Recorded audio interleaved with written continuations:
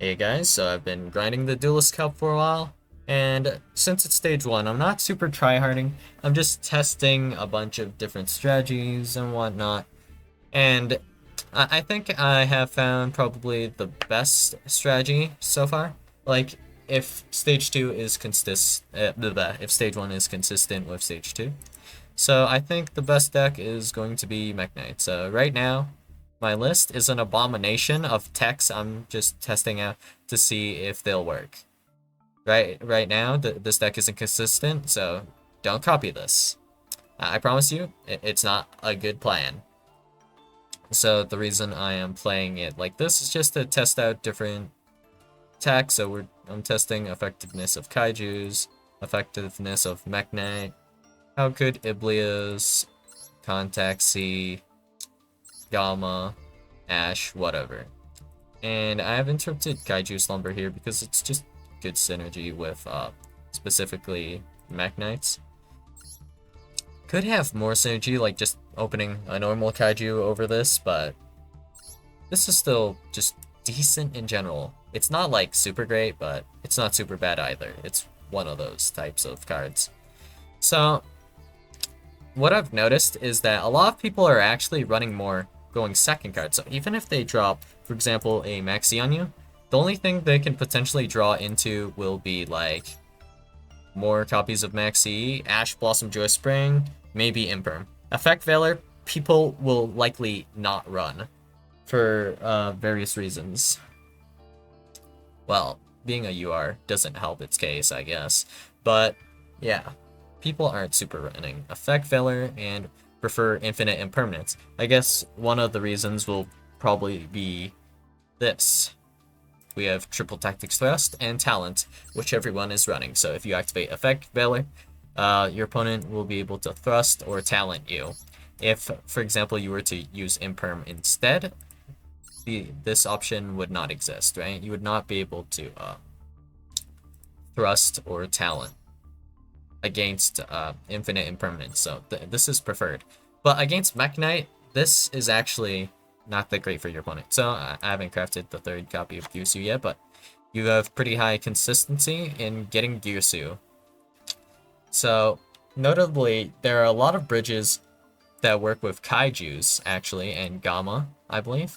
So using all of these techs here, I have decent ways to get into Gyusu.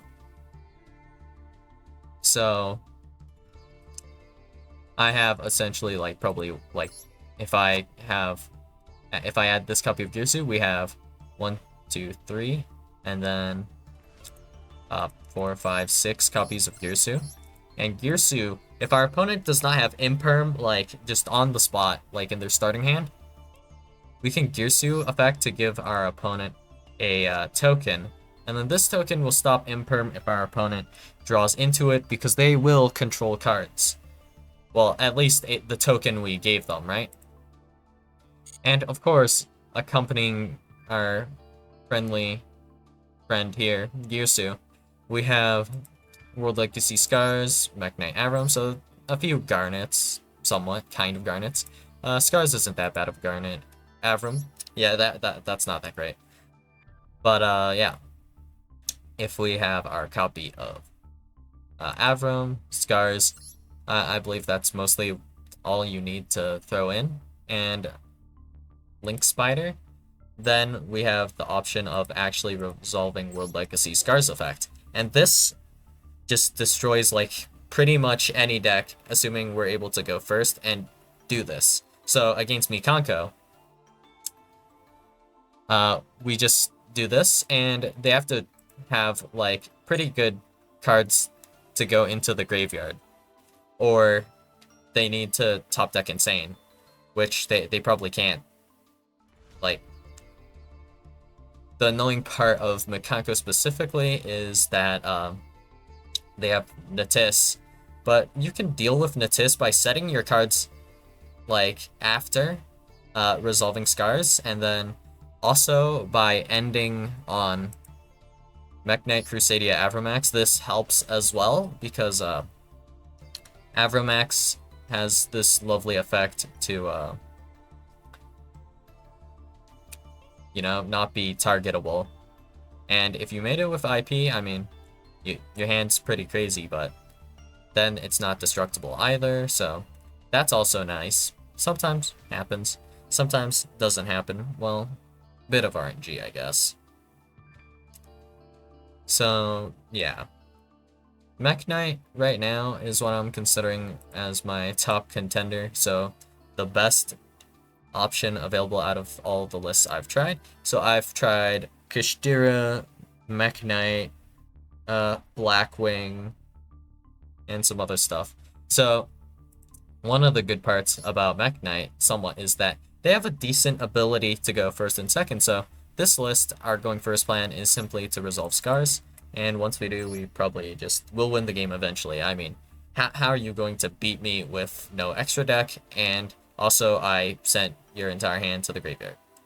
9 times out of 10, or actually, honestly, more like 30 times out of, like 1 time out of 30 is about how much you should lose after actually resolving scars. Speaking of which, even if you maxi, of course, if you cannot stop the scars, your entire hand is now in the graveyard, and you have no extra deck as well. So, yeah, maxi, not a big issue at all. And then accompanying this, let's see. So, we have just regular Mekk Knight gaming. The going second ability that you can have with this is pretty crazy. So right now, my deck list is not optimized. I'm just testing cards, seeing how well they work. So right here, now look at this hand. Tell me this isn't brutal, right? So unfortunately, I did not open a back row, but let's see if I draw into one. Yeah, small world, that would work. So that's fine. And we also have Ibli anyway, so we have Gamma. So we don't have to worry about our opponent like retaining a card on field or anything like that. So we also have Ash Blossom for Maxi, or like just Interruption if we want to use it like that. And we have Jizukiru. This will help us with a variety of things. And of course we can main deck a lot of back row removal.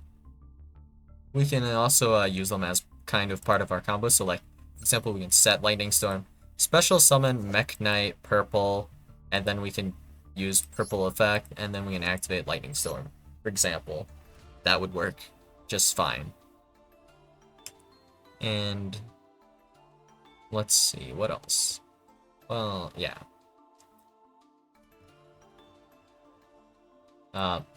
With Cypher Gear Gamma, I have noticed that you actually have to run Omega, which is kind of just like, eh.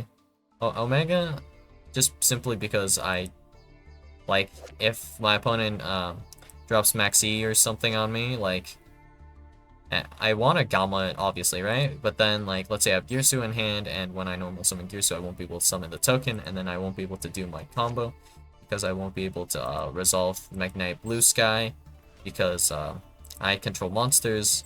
I'll just Omega, do a hand rip, and that'll help a little bit, I guess. So that's kind of what this is for, I guess.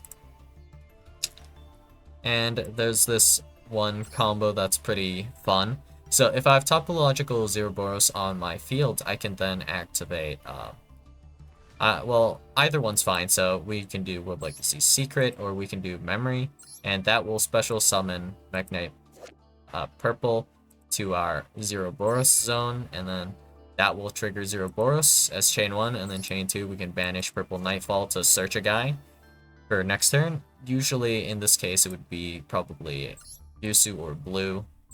Either one's fine, and then of course purple will come back alongside our copy of Zeroboros on the next turn. So that is cool. So I'm getting a little sidetracked here, I guess. So anything else? This hand's fine as well. We can normal summon Ibli, and then we summon like Lingribo, and then we would put Lingribo and Ibli in the same column. And then that will allow us to summon Blue Sky to perform a search. Of course, we'll search purple here just to get it into circulation. And then from here, we will link off Blue Sky with our Lingribo to make Mekk Knight of the Morning Star, I guess, and that'll be fine. And then we can just discard World Legacy Key here. For some reason, I decided to play 2 in this list, so whatever. That is fine. That, or we can simply discard purple, and that is fine as well, because then we can... Well, this is not a super good Ibli lock, but what we can do from here is we can then special summon Mekk Knight Purple Nightfall with our World Legacy Secret, or we can just special summon Purple Nightfall, and then we can just banish our copy of Mekk Knight of the Morningstar and then purple, because we don't have much of a play the next turn. And then hopefully Ibli can just block our opponent out playing. That's kind of one way to go about that combo. The other way is, of course, using blue to add Indigo Eclipse, and then we can grab World Legacy Secret, and then this will be like 2 monster negates. So we will special summon blue to negate 1 monster, and or not blue, indigo to negate 1 monster, move it, negate another. And that's like 2 monster negates, and it's like a 2-card combo, and it also wastes your opponent's battle phase. So in general, I think Mekk Knight pretty solid. So yeah, pretty good, I guess. So alongside this, I've tried out like Therion Punk, and Punk in general is pretty decent, but the issue I've noticed with a lot of lists is that if you do not set up spell trap negates and your monster based deck, your deck is going to be like just completely trash to play. Well, it'll feel like trash to play. And what I mean by this is, of course, you're getting hit by triple tactics and kaijus and stuff, all of that stuff. But even if you're not getting hit by kaijus are not as common as like triple tactics into, like, for example, evenly. So thrust, grab evenly, and then your whole board, poof, gone. That really hurts. And then there's also thrust effect to act as, well, not thrust, talents effect to act as like a change of heart. And this is actually significantly more damaging than change of heart. So noticeably with talent, this does not target. So if this did target, with certain forms of removal, this would help you out a bit. So like, let's say for example, I don't know, I have, I don't know, it doesn't matter. Let's say DPE. My opponent tries to yoink DPE with change of heart. I can pop DPE, right? And then change of heart is just gone, dealt with. And that's just pain, right? That you can't do that against talents. So alongside that as well, if your opponent activates talent, you don't necessarily have the answer to it because they can use any effect. So they can look at your hand to, like, assuming your board isn't like in a good state, and they can probably lethal with just what they see on the board. So they're just looking at your hand to rip out like any problem cards, like maybe you have like an Ash Blossom or something for their Theosis that they have in hand. So I mean, yeah, well, they'll rip out your Ash and then just lethal you. That's potentially a thing that could happen, you know? Or they can just take your monster and lethal you with your own monster. They can also draw 2 to draw cards to lethal you with, you know? Not a super good time. Getting hit by talents or thrust, both are pretty rough to get hit by, you know? So yeah, Imperm, highly recommended. So just run Imperm in general.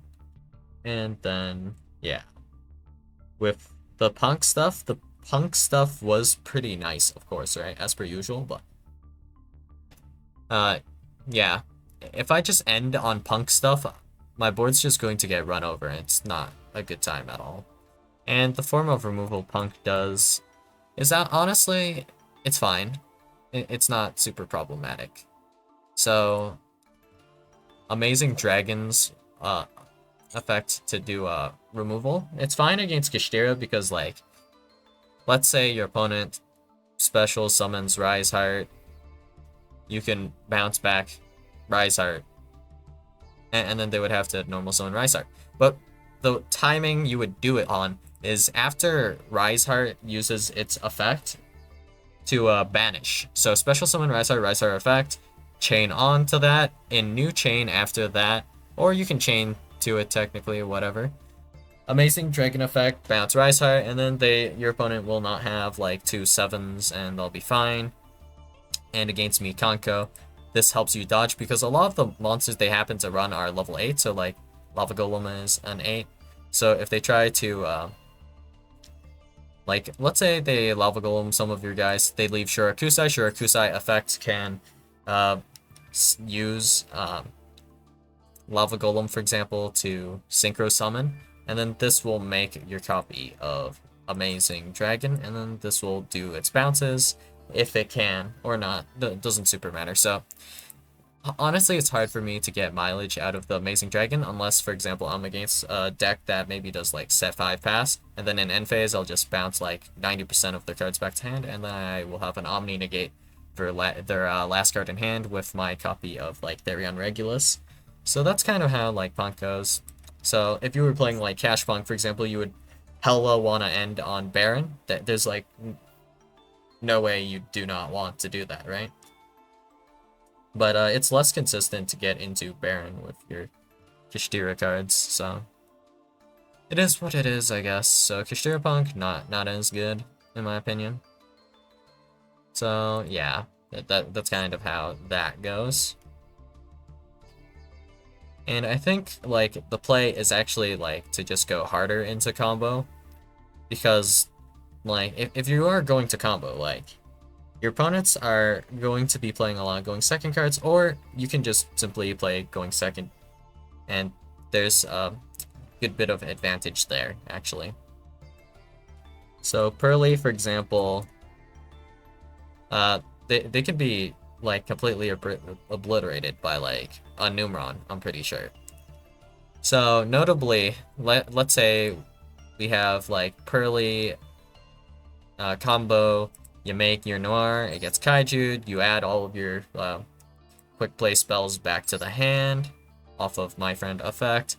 Your opponent now, they're pretty hard for you to deal with. So if you drew into Imperm, it's not good enough. If you have, like, for example, I guess, a copy of Effect Valor, that might be the only thing that saves you.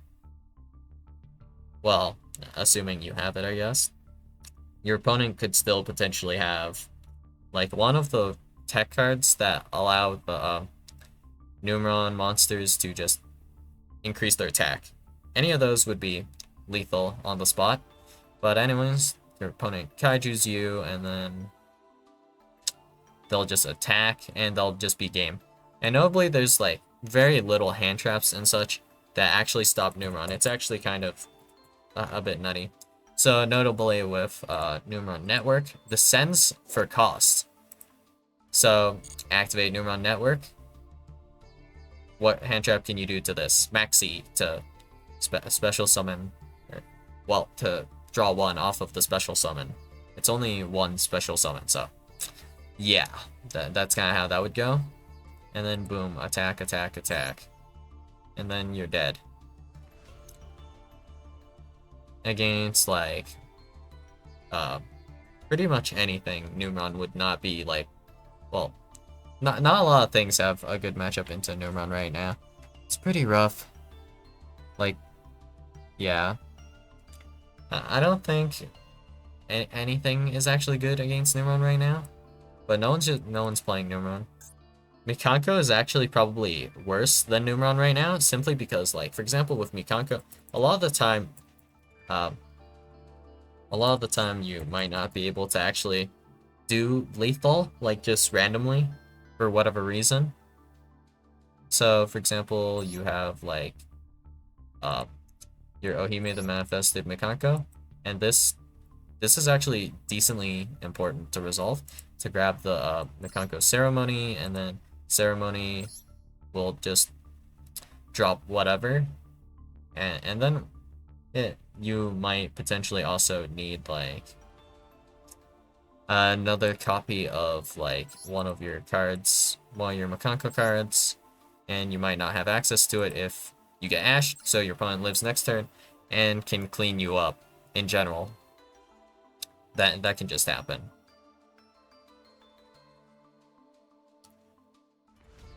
And yeah. No lethal, die, I guess. And if your opponent doesn't pass, like if your opponent just passes on nothing, then you can't lethal like that well either. Numeron also kind of has this issue, but it's not like super bad with Numeron in my opinion. Could be worse. And then let's see. Yeah.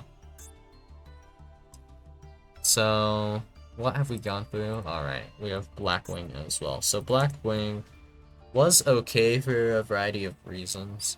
Notably, like, the reason I kind of, like, gave up on Blackwing is one of the best plays for Blackwing is, like, you can simply open one of your copies of Chinook, and then this is just a generic, like, monster negate, right? So I can just negate one of my opponent's monsters, and then I can follow up and drop evenly matched on my opponent, for example, but that doesn't work against Gishtira because I can't send this to the graveyard. So I can't resolve that effect, and that's most of it. Aside from that, there's like nothing super problematic, and the end boards that you make are generally strong enough to be pretty hard to out. Like, you also have Full Armor Master, which just gets a lot of mileage in general, with like Sharngoat, for example. So I think Branded is probably okay as well. Branded is not like super insane, not super bad, it's just alright. Notably, you have like a little bit of recovery that you could potentially do. As per usual, you have like your Albions, and then you just keep recycling Branded Fusion as per usual. So that's just the thing, I guess. Not like super great, like either, I guess. It's fine, yeah. You do some drawing with Guardian Chimera, you draw into like a maxi, hand traps, more extenders for next turn. Just, yeah. And then, let's see, what else did I test? I remember testing Ninja. Deck is honestly so inconsistent, it's amazing. Like, let's go back for a second and let's go to my other deck. So, yeah, whatever. Let's go Ninja here. I haven't fixed this list yet, but if I were to do a test hand on this, I promise you, I just get a horrible hand, and it won't make sense how I possibly get such an awful hand. So let's go here, and then let's do this one, edit deck. So I can't do test hands or anything in the other area, whatever. So let's do one here. This is just barely playable. If I did not have this ninjutsu art book, art notebook of mystery, book of eclipse, and then like ninjutsu art of dancing leaf, this hand does nothing. But going second, this hand absolutely does nothing. Actually crazy, right? And then this hand, doesn't really do a whole lot, honestly. It's just going to get like completely demolished by any going second card, like ever printed. I mean, Book of Eclipse might pop off. That's what I'm looking at this hand for. Yeah. I mean, we can get both Dancing Leaves and Duplication, I guess, which is great. So we can get a bunch of ninja guys. I might even be able to make Apollosa. But, like, is that going to do a whole lot? Probably not. And then this hand literally does nothing, man. How many cards till I draw, like, a playable ninja card?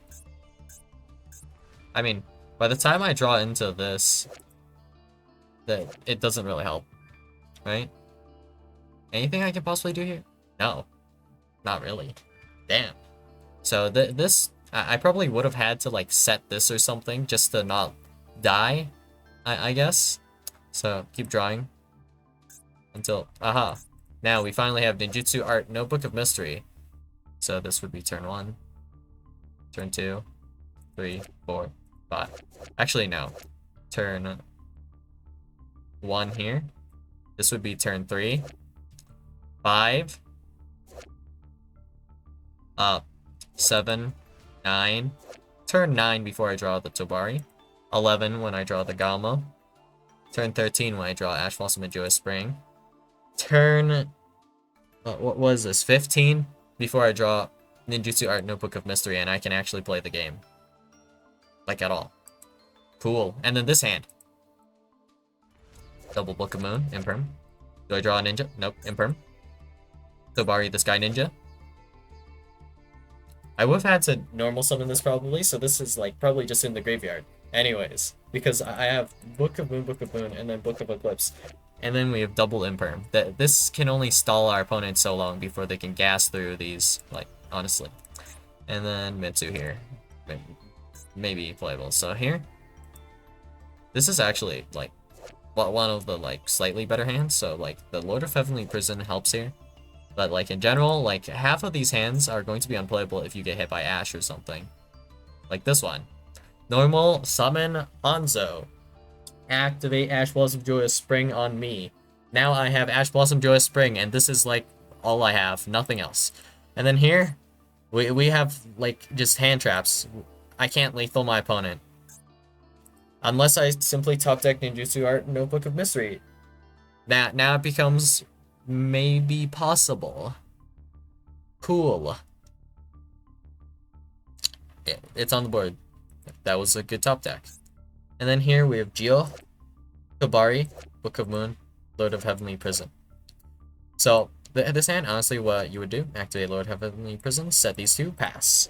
And then we can special summon Yugioh the next turn with Tobari effective if necessary. What do we draw for turn? Hanzo, the best card in our deck. Okay, and then this hand, not playable. We cannot activate Notebook of Mystery on the first turn, so all we can do is literally set Tobari pass.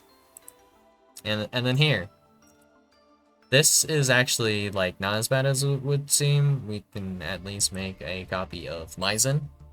And then we have Book of Eclipse, and then, like, Called by the Grave. So, not super great. We can't remove anything from the field, because Book of Eclipse will allow your opponent to flip monsters. And, yeah, that's pretty doomed. And I don't know if it's bugged or not, but let me see. Actually, let me think. Oh, I get it. It's because this counts as you flipping them. That's why. Ugh. It says your opponent controls it's possible to face a defense position. Ah, so that's why Yugioh's your opponent can't change positions effect doesn't work on Book of Eclipse. Well, it doesn't work alongside Book of Eclipse. They'll still flip. It counts as you flipping them, not your opponent. Which technically you're allowed to change the battle positions, it's just that your opponent is not. Ugh, pain. So yeah, a lot of these hands not playable, but like, if we get Imperm here, definitely not playable. Like, Imperm on Kagero is really bad. And then here, this is actually playable. Like if we get hand trapped. A rare hand where we can get hand trapped like once. Nice. And then here, completely doomed. So Ninja, although like technically if you open good, you have a good matchup against like Keshtira, for example. And like your matchup against Mikanko is not that bad. Good luck opening a playable hand. That's all I have to say about this. Like, not great. Not super recommended. Like arguably even like Dark Magician would just end up being better. Notably, Dark Magician is a little hard for your opponent to out. So, when you have Dark Magician, the Dragon Knight, this will become Dark Magician while on the field or in the graveyard. And then this will synergize with Eternal Soul. Eternal Soul has this lovely effect. Every Dark Magician in your monster zone is unaffected by your opponent's card effect, so it becomes unaffected. Part 1. Part 2. Special summon a Dark Magician from your hand or graveyard. So if you somehow out the Dark Magician Dragon Knight, then special summon it back. Do it again. Out it again. And then also, Dark Magical Circle will be able to banish a card every time a Dark Magician is normal or special summon. So this will make it harder to get into whatever out you may or may not have. Speaking of which, the Dark Magician, the Dragon Knight, also has protection effects. So your spell traps are now not destructible by your opponent's card effects, and they are also not targetable. So for example, Fenrir cannot out either Dark Magician, the Dragon Knight, nor can they out the continuous trap, spell, whatever. Nothing. And also, Arise Heart has the same attack as this, so if you were to attack into this with Arise Heart, this would simply crash Arise Heart and then special summon this back and probably like banish a card as well. Assuming they don't just banish Arise Heart to begin with, which they can just do by like special summon Dark Magician, banish Arise Heart, and then they're just fine in general, right? So just for example, Dark Magician probably could be playable here. There's a lot of decks that are surprisingly playable, and this Duelist Cup, like the format we're playing in, is not nearly as oppressive as like the tier 1, where like honestly you have to run a hard counter for tier or you run tier. That's basically like what every single deck looked like during the the qualifier, the world's qualifiers or whatever. That was still like basically a Duelist Cup thing. That not that fun, not that great. I think honestly everyone would hate that one. So honestly, the deck that's most annoying is probably going to be like Pearly in general. And honestly, like, Pearly, this isn't even that unfair of a deck, it's just moderately annoying. So, some decks might need an out to Noir, some don't, whatever. Honestly, the biggest thing I would want to see changed about Pearly right now, like, if we were to hit Pearly at all, I just want to hit my friend and put it to 1. That's about it. My friend being at 3 is kind of just, like, really? This card. 3. 3 copies of this. I mean that, or you could like because if you don't want to super hit really hard, I would just like do small consistency hit like my friend Pearly and X Pearly Noir, just like limit those or semi-limit those. Either one's fine. I mean, if we're semi-limiting branded but we're letting Pearly just do this, come on. I don't know. You could also keep them at 3, but like whatever. Not a super big deal, since Pearly's, like, fine to play into. The most annoying thing that Pearly does, of course, is just, like, with Sleepy Memory. You can use this in conjunction with Pearly Yeep, so let's say, for example, we have Plump equipped with 3 copies of Sleepy Memory. Draw 3. Activate Pearly Yeep onto Pearly Plump, and then it becomes X Pearly Noir, and then it's a different monster. Soft once per turn, 3 times. Draw 3 more. That's like a fresh going second hand for the Pearly player. That's pretty annoying.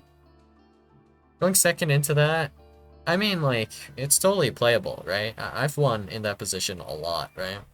But is that a position I should be in? Like, where my opponent has, like, 6 cards in hand with X Pearly Noir? If I out X Pearly Noir, they will have, like, 9 cards in hand after that. And, yeah. That's not fun.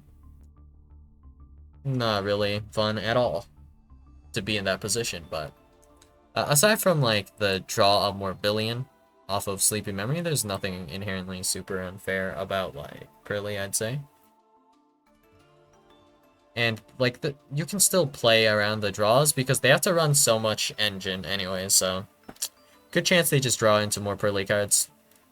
But if they draw into, like, a few too many hand traps. Unlucky, I guess. Play better next time. Simply open, like, I don't know, Contact C or something. And then your opponent would not be able to play. Maybe that would help. Or I guess aside from Gamma is also not bad. Gamma on, like, whatever, and then you might be doing better. So then, let's see. Let's go look for one more list that's fairly playable. So let's just take a step back for a second, check out what I have here. So Dark World, yeah. Dark World is actually playable. Not problematic because going first, this would be fine. It's just going second is a big issue because of Grapha, but you can throw in going second cards, honestly. Like, people don't play around Lava Golem typically in Pearly either. Usually they end on, like, the Lyrilisk XYZ. I don't know why, but it's just a thing that people do. So they do that, we can tribute over both of them and then set up our stuff. So if we get max seed, there's a good chance we can just deck out our opponent as well. So that's always pretty glorious. I mean, it's hard to simulate here, but yeah. This hand decks out our opponent for sure. Draw 2. And then we have this, and then we have these. So we just resolve our copies of Danger Nessie now, and if they hit good, we will probably win. Even if they don't hit super well, we have like 3 chances minimum to just hit pretty good, right? So yeah, this is pretty decent, and of course the Cerulean hand loop will just put your opponent in like a really awful spot. I haven't really thought about this until recently, but like triple tactics, thrust, and talent are pretty good in Dark World. Just throwing these in as one-ofs would be pretty good. Because Cerule is an effect that's mandatory for your opponent to activate. And then this just turns on talent and thrust, and then you can like talent draw 2, I guess. You can take control, whatever you want. And thrust just allows you to add a spell trap. Just whatever spell trap you want, so it has to be a normal one, so you'd probably have to add, like, I don't know. I guess it would just be card destruction, probably. But, you know, just being able to do that, just have extra copies of card destruction is pretty solid overall. Not anything to complain about, nothing to cry about, and then, let's see. Is there a deck, I think, that would do well aside from the ones I play? Let me think for a moment. I guess Sprite. Sprite is alright. Sprite, eh. You have the Spell Trap Negate on Carrot, and that helps with, like, Talons and Thrust. And then you also have, like, one more Omni Negate with the Malfi stuff. And then you have the Monster Negate on Sprite Red. So in general, this is pretty good. And this engine is pretty small, allowing you to run a lot of non-engine. So Sprite should be pretty decent, just in general. And yeah. That's about it, I think, right? Yeah. So I hope this helped you guys out if you were struggling with this event a little bit. Maybe try picking up, like, Mekk Knight is okay. It's not, like, insanely good, but, like, is it actually insanely good? I'm not sure. I haven't optimized the list, so I can't tell for sure. But I've been winning most of those Mekk Knight games anyways, so maybe Mekk Knight is insane. But, Sprite's pretty good. Dark World is mid. A lot of things are playable in general, so it's just about having the right tech cards, like, notably the right non-engine. So, like, Imperm is pretty good. Effect Failure is alright. Could be better. And yeah, just stuff in general, right? So yeah, I'll see you guys in the next video. Bye.